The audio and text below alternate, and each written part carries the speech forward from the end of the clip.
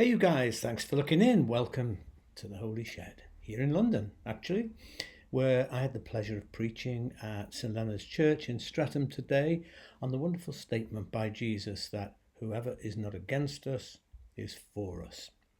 He said it, of course, in response to his disciples trying to silence someone who was casting out evil spirits using the name of Jesus. Didn't go down really well with the disciples, that. But Jesus kind of said, look, chill, guys.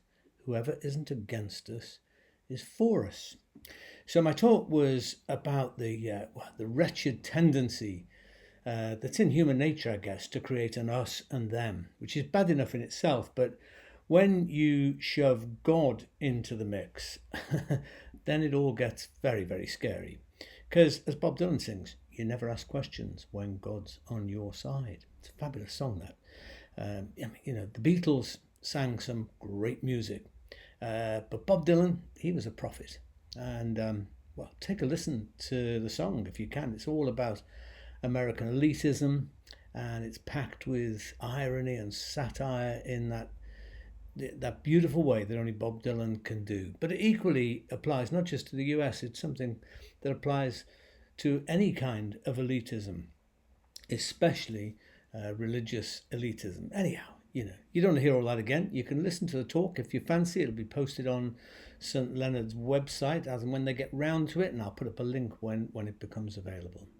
So anyway, look, let's begin with a pause for a moment to light a candle. We haven't done that recently, so let's light a candle to, send out a prayer or however you want to think about that, for someone that you feel concerned about at this time. We all have concerns, don't we? And God, it's been nearly a couple of years really of carrying a lot of concerns. Mine's for our lovely friend Robbie, for Johnny, for Matt and Theo and their families as they're going through a really pretty raw time of grief right now. So whoever it's for, grab your candle if you've got one, or just enjoy mine, and let's take a few moments of quiet.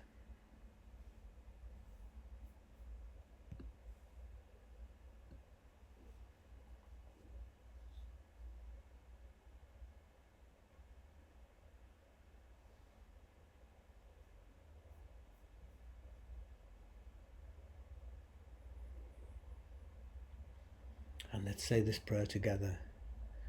God, grant me the serenity to observe and celebrate the joys of everyday life, courage to do what each moment requires, however challenging or painful, and wisdom to know when to stop struggling and simply let life be.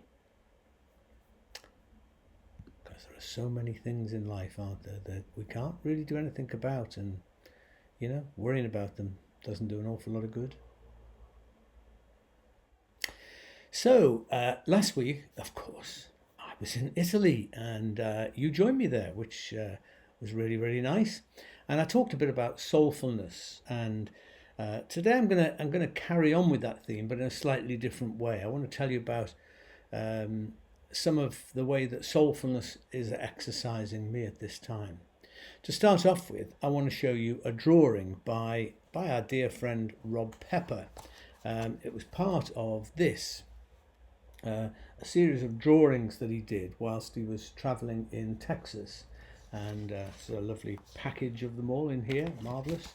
And he was commissioned to produce an exhibition that was shown in Dallas and Houston and Austin around the theme of the state of Texas, an Englishman's perspective. So, he and his gorgeous Amy travelled around Texas for, I don't know, it was a couple of months, I think, doing drawings. And me and Pat, we just couldn't let them do that all on their own, so we joined them for 10 days or so, mostly in Austin, which I really enjoyed Austin. I'd never really wanted to go to Texas, to be honest, for whatever reason. I'm sorry for you Texans who are listening, but we did go and we loved every moment of it. We actually had a complete ball, not least, I have to tell you, visiting Fort Worth, where we went to Billy Bob's. Don't know if you've ever heard of Billy Bob's. It's the world's largest honky-tonk bar and is quite extraordinary, really. I mean, so big There's kind of 3 stages in there with different lots of music going on, huge restaurant, loads and loads of pool tables. I mean, all kinds of stuff going on. And in the middle of all of that, there is a corral. Yes, folks, I lie not, a corral with live bulls, with live bull riding going on right in the middle of the place. Quite extraordinary. Anyway, this is one of Rob's drawings from his Texas collection back then, and he called it When the Cow Saw Me. When the Cow Saw Me.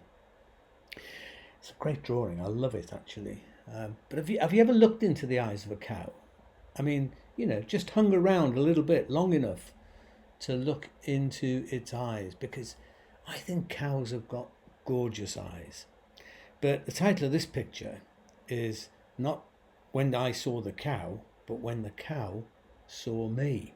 And we don't often think about it that way, do we? And I'm just so grateful for Rob's picture, which poses the question, am I looking at you, or are you looking at me? We've got zoos, haven't we? Zoos and places like that where people wander around gawping, basically, at animals. And I do it with everybody else, and I love it. But it can easily be as if they're just, animals in a cage, really, exhibits, objects of our curiosity. But what about them? What do they see? I often think this when going around the zoo, what are they thinking as they look at me? I've looked at some of the big cats and they seem to be thinking, a snack. But I don't know. I don't know if they can really be bothered looking us. Mostly they look a little bit bored with it all, don't they? But who's looking at who? Who's looking at who? That's actually a significant philosophical question, which takes us right back to what I was saying last week about the Jewish philosopher Martin Buber, who details, as you may remember, these 2 modes of relating. And he put this in a wonderful it's a seminal little book, only small, but it just explodes in so many different directions, really. And he identified these 2 modes of relating. He says there's the I-it, and this is when we depersonalize the other person, where they become a label or a category, an it, just someone perhaps for our amusement or for our use or purpose or whatever.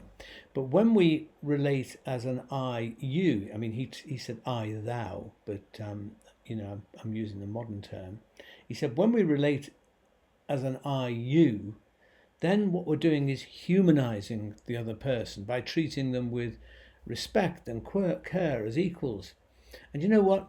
Whenever we humanize another person, whenever we look at them and treat them as human beings, whenever we humanize another person, we automatically expand our own humanity. So there you are. That's my little bit of wisdom for the day. Make of it what you will. But here's the thing.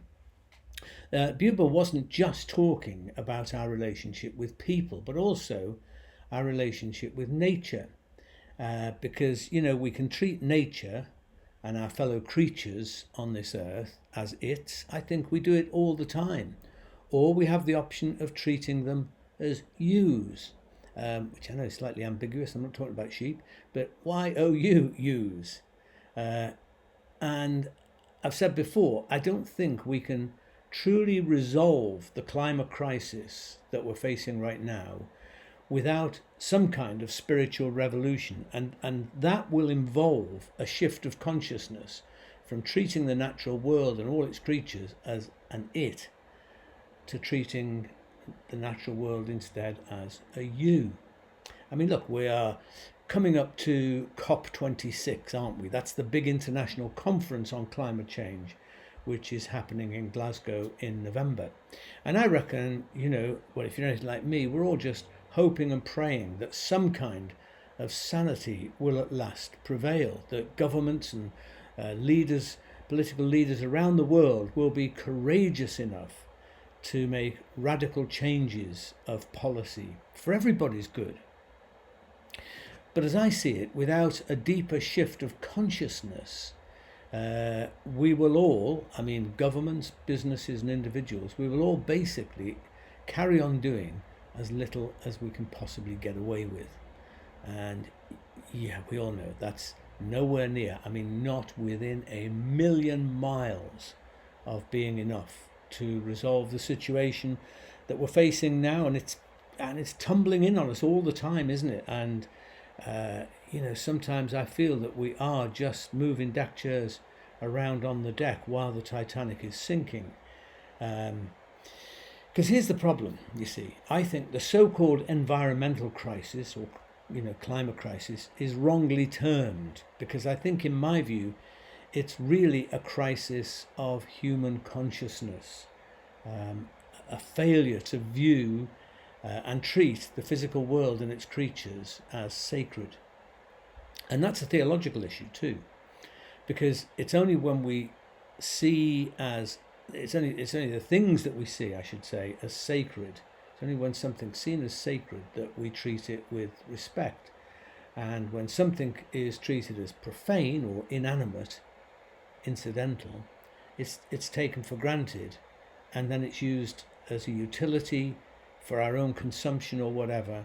And well, we know where that has landed us and is landing us. Because from the Industrial Revolution onwards, at least, we've gone through this shift in the direction of desacralizing the natural world, and instead sacralizing, making sacred, the economy or big business, and also a lifestyle based on unlimited consumption. This is where the sacred lies. This is the sacred cow, as it were. And it wasn't always like this. The earth was once a sacred creation, and the invisible hand of the Creator was seen and perceived in every rock, in every river, in every blade of grass, in every cow. But as soon as we lost that awareness, we began to treat the earth as a lifeless, empty resource, devoid of soul or spirit, a mere means of human advancement. And you know what? There's been a lot of advancement, and I'm not knocking it. I mean, I'm the beneficiary of it. We have thrived in many ways, we humans, as a result of seeing nature in this way. But the consequences for them, for the earth, but also for us, have basically been and are proving to be disastrous. And this desacralization of consciousness, I think, is what's responsible for the climate crisis. And the sooner we discover some 21st century way to recover a sense of the sacredness of the earth, the sooner the world will be able to recover, we hope, from at least some of our ravages. The theological issue for Christians, is to shift away from a purely transcendent God, a vision of a purely transcendent God up there in the heavens, essentially separate from and disconnected from matter and the natural world, towards what in theological terms we'd say was an immanential God, by which I mean a God present in every atom of the universe. So the earth becomes a sacrament, not just a little bit of bread and a little bit of wine on Sunday morning, but the whole earth becomes a sacrament or a mediation of divinity, a place of sanctity and respect. And this is not strange, this is not novel to Christian theology. There's always been a tension between what's termed divine transcendence and divine immanence. But as Nietzsche recognized long ago, the sky god, the man in the sky, is dead, and is no longer viable or helpful or suitable for people living in the 21st century. And he saw that a long time ago, but it's even more true today than in Nietzsche's time. That God has basically had it. And we sit in churches and often use the words and carry on acting as if that God, that vision of God, is still a viable vision of God. But to the rest of the world, to many people, that God is now dead. And the balance needs to shift radically away from that in the direction of a God who inhabits the material world, who communes with us through, rocks and soil, through dolphins, through polar bears, through humble little sparrows. And I believe that's what's at stake right now. It's not just the health of the planet, but the well-being of the human soul. And Rob's picture of the cow takes us right to the heart of the issue, that instead of us gazing nonchalantly at nature, we need to recognize nature looking at us, to see that there's a mutuality that once existed and that we vitally need to recover in our relationship with planet Earth and its creatures. And it's interesting that part of the theology of icons, iconography in the religious tradition, part of that theology is that we don't just look at an icon; the icon looks at us. So to pray with an icon, which is the tradition, is not just to look at the icon, but to allow oneself to be seen as well as to see. It's about opening ourselves to the soul of the icon and becoming receptive to that as a sacrament, as a mediation of divinity in various ways to us in prayer. And I believe it's the same with the natural world. As the psychologist Carl Jung understood, not just humans, but the world itself has a soul. And I think that Jung's ideas about that are just becoming more and more relevant to us. And so our souls are part of a greater soul. And to allow oneself to be seen by the cow, or whatever it is to recognize its soul as well as our own soul. And once we recognize the soul of creation, we start to relate in a completely different way to the material world, on the level of you instead of it. And then we can start, and we will start, treating creation in a different way, with respect and care and mutuality, instead of as a mere resource to meet our needs and wants. Now, as you know, birds do it for me.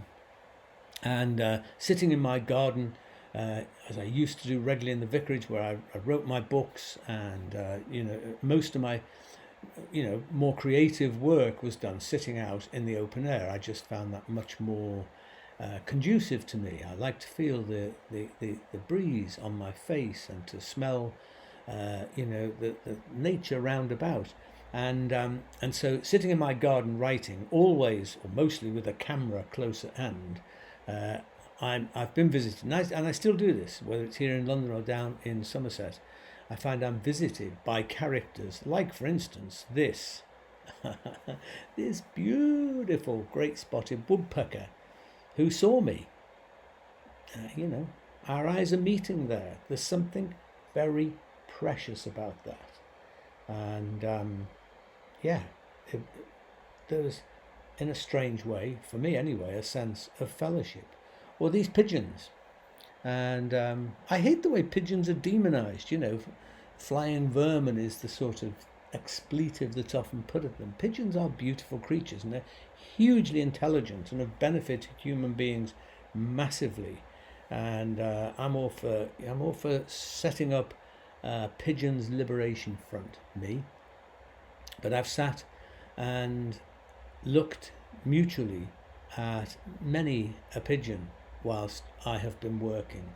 Or look at this bloody gorgeous heron who was peeping at me from the rushes on the side of Lake Trasimeno in Italy, where we were last week. It's such a lovely day by the lake, and there was this heron watching us as I was taking a look at him or her.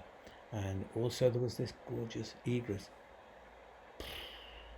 and it's the eyes. I hope you've seen that, whether you're looking at the heron there, or looking at the egret or the other birds I've shown you. I always feel disappointed if I haven't caught sight of the eyes of a creature when I'm looking at it or when I'm photographing it. And as I've told you before, photography is one of my modes of mindfulness, of being able to connect And it's the eyes I'm always interested in, because you know what they say, the eye is the window of the soul.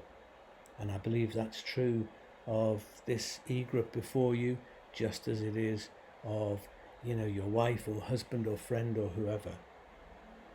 You see, I believe that we need a new romanticism, because it's the poets and musicians and storytellers that understand about our relationship with nature much more than scientists, although science also contains poetry and lots of scientists are poetic.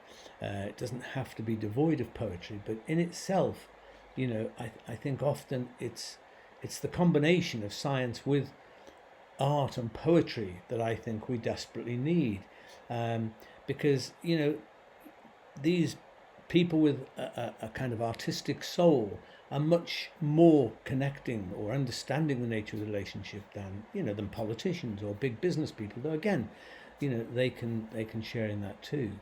And the Romantic movement of the 18th and 19th centuries generated some of the greatest poetry, literature, visual art, and philosophy in Western history. But I think what has often not been appreciated is the spiritual and cultural significance of Romanticism. I think that's yet to be fully grasped. Of course, it's possible for the term Romanticism to be trivialized and reduced to, you know, an aesthetic affection or erotic swooning, but it continues, I think, to be a major archetypal expression of the sanctity of creation, and the holiness of things like desire and embodiment, sexuality and libido, which is why the poet David Whyte, who I've used numerous times his poems here in the shed, is why he sees part of his mission in life to take poetry into the world of business and politics, into the corporate world, because he feels that there's a huge hole in that whole part of our culture and society, where art and poetry and literature have been kind of shut out, and yet in order to have whole lives we need to bring these things back in, and to find a new synergy in the different aspects of our society. Because, you know, it's the night language, as we've talked about it here, the night language, as opposed to the day language of fact and science. It's the night language of poetry, art and music and so on, I think, that can help us to rediscover the soul of the world, the soul of creatures around us, and our own soul. And Mary Oliver, dear lovely Mary Oliver, how much we miss her in the world. She was really a nature mystic as well as a poet, and that sort of nature mysticism, that connection with nature, pervades so much of her poetry. And I want you to listen to this poem as I'm going to make her read it to you. It's called When I'm Among the Trees.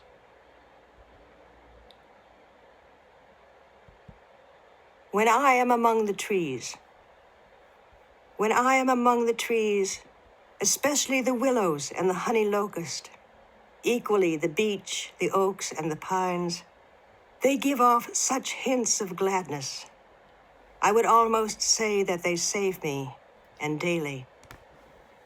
I am so distant from the hope of myself, in which I have goodness and discernment, and never hurry through the world, but walk slowly and bow often. Around me the trees stir in their leaves and call out, "Stay a while." The light flows from their branches, and they call again. "It's simple," they say, "and you too have come into the world to do this, to go easy, to be filled with light, and to shine." And wow, what an amazing poem that is, huh? Just around the house early in the morning. Though I have been scorned for it, let me never be afraid to use. As much as I like your poetry, I think that'll do us. I love this poem, you know. Being among the trees, she said, I'd almost say that they save me, and daily, because I'm so distant from the hope of myself, in which I have goodness and discernment and never hurry through the world, but walk slowly and bow often. And it's the trees, she's saying, that bring me back to that hope, that sense of hopefulness within. Take a look at that poem when you've got a moment or two, because it really is just a feast of precisely what I'm talking about, of finding our own souls as we connect with the soul of creation roundabout. A lot of food for thought there, I would say. So let's say a prayer. And this is a little baby Robin who's helping us, who came while I was digging the garden and just sat there, right there by me all the time. I mean, hey, he's looking for anything that I was digging over from the ground, but precious little creature, and look at the eye, the window of the soul. Loving God, embodied in our world, we see you in the wonder of a kestrel hovering at the side of a road. Hear your voice in the crashing waves. Taste your sweetness in a fresh, crisp apple. Smell your breath in the bluebell wood. Sense your touch in fresh wind caressing the skin. Thank you for the family of earth, of which we are a small part, for creaturely relatives, some genetically very close to us, others less so, yet all deeply interwoven by Earth's magnificent web of being. O life-giving breath of creation, soul of the cosmos, may we be loving and responsible kith and kin to our fellow creatures, honouring your presence in all things. Amen. Well, my only response to that is I want to toast. I want to toast the whole lot. So grab yourself a drink of whatever you have and pour it out in a glass or a mug or whatever you've got. And let us have a toast. So, I think it's a toast to our earthly family, to our creaturely relatives, to robins, rhinos, a toast to oak trees and the fresh air that fills our lungs and sustains us. Let's also toast poets, artists, and all who help to restore our soul. A toast to courage to do what we need to do to be good citizens of the planet. I think we should toast cows, don't you? A toast to cows seeing us. A toast to life. L'chaim.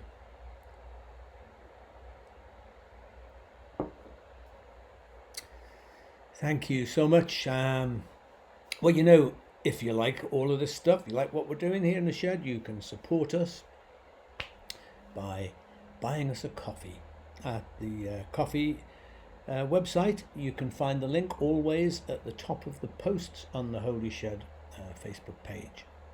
So, a couple of little notices. Tomorrow morning on BBC Radio 2, I'm doing a Pause for Thought. First one for a little while, but I'm looking forward to doing that. So, around about 9:20, sometimes a bit early, sometimes a bit later, on Radio 2 on the Zoe Ball Show. You can tune in and hear me if you fancy that. And I'm sure I'll be able to make a link available later if you miss it.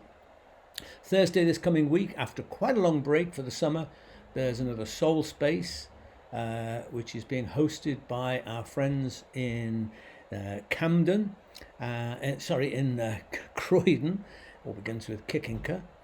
And no, it's not Kickinker, is it? Anyway, Soul Space, Thursday, 7 o'clock. There will be a link, but hope you can join us for that.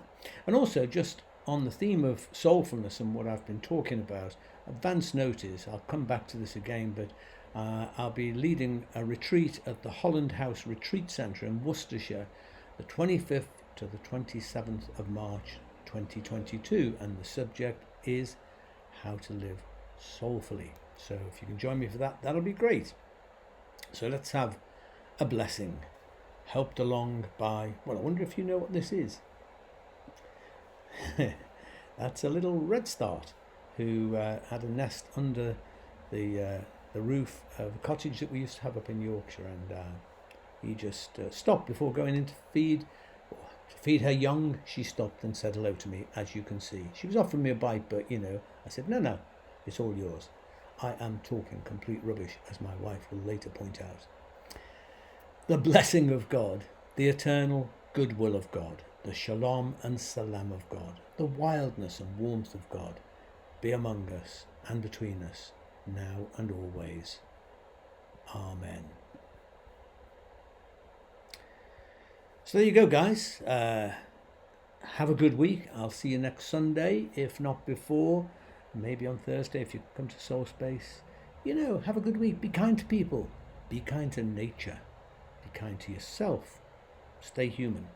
And here is the lovely Mary Oliver reading a poem from her book of dog poems. It's called The Little Dog's Rhapsody in the Night. Enjoy this. Hello, people. I'm going to read one poem from my new book, Dog Songs, and it's called Little Dog's Rhapsody in the Night. He puts his cheek against mine and makes small, expressive sounds. And when I'm awake or awake enough, he turns upside down, his forepaws in the air, and his eyes dark and fervent. Tell me you love me, he says. Tell me again.